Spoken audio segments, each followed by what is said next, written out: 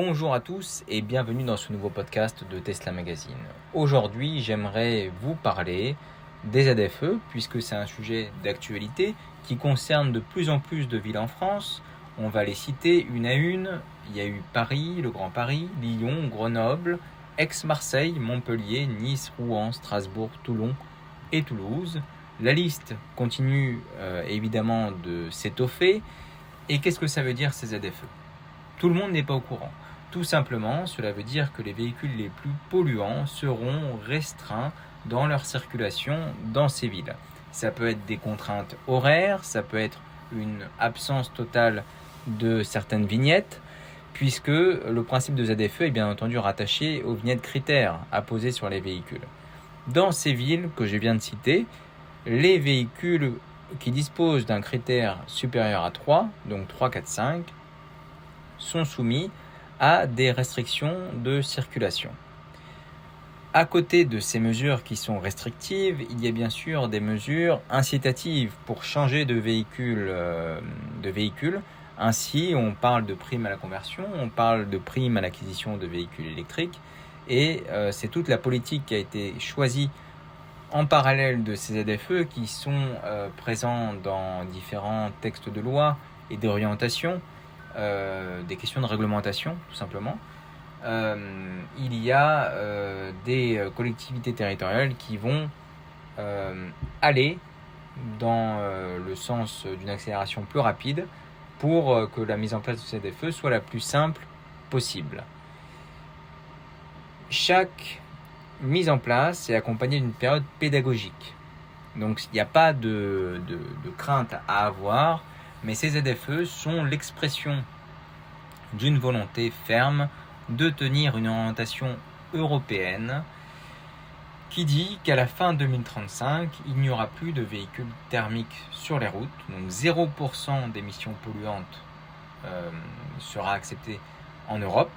C'est une feuille de route qui est évidemment ambitieuse, qu'il faut relativiser puisque il faut expliquer qu'en 2035, il est anticipé encore que des véhicules thermiques circuleront dans des restrictions évidemment plus importantes, mais ça signe pas l'arrêt de mort du véhicule thermique, ça signe effectivement des restrictions qui seront très très limitées, et tout cela est fait au bénéfice bien entendu du véhicule électrique.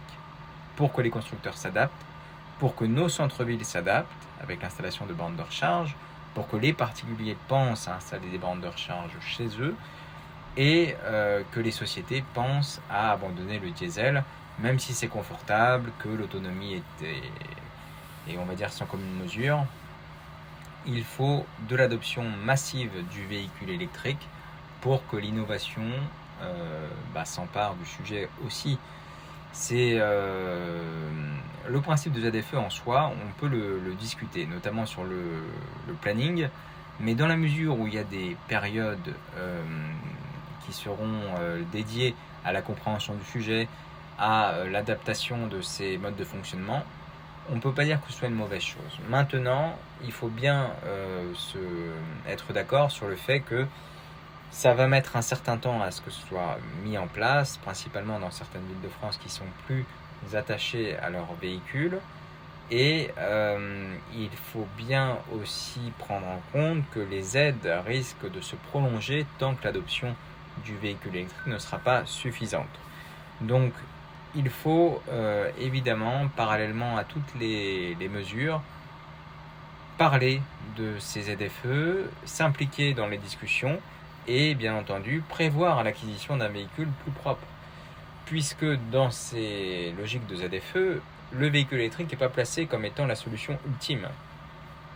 Même si les constructeurs et tous les acteurs de l'automobile s'accordent à considérer le véhicule électrique comme étant le choix européen et la direction française pour la technologie non polluante, il y a d'autres technologies qui sont en cours d'exploration, comme l'hydrogène, comme les gaz naturels, et chacun doit pouvoir forcer l'innovation pour que ces ZFE, au final, s'harmonisent et que les émissions de gaz à effet de serre diminuent dans nos villes. Donc la logique est vraiment dans une logique de pédagogie et d'accompagnement. Donc les dates et échéances de ces ZFE, vous devriez les connaître pour votre ville. Si vous avez des questions, n'hésitez pas à les poser en commentaire et n'hésitez pas à en parler autour de vous pour bien avertir notamment les professionnels qui sont sujets à ces changements.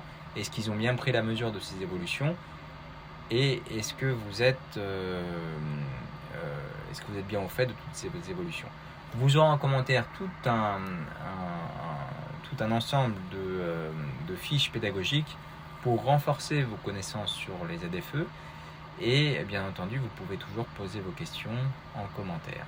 N'hésitez pas également à vous abonner à la chaîne puisque c'est ça qui fait progresser notre envie de développer les sujets sur cette chaîne et c'est ce qui nous permet aussi de développer les témoignages puisque plus notre chaîne aura d'influence, plus les témoignages seront nombreux pour vous expliquer des notions beaucoup plus précises. Merci à tous pour votre écoute et bonne journée.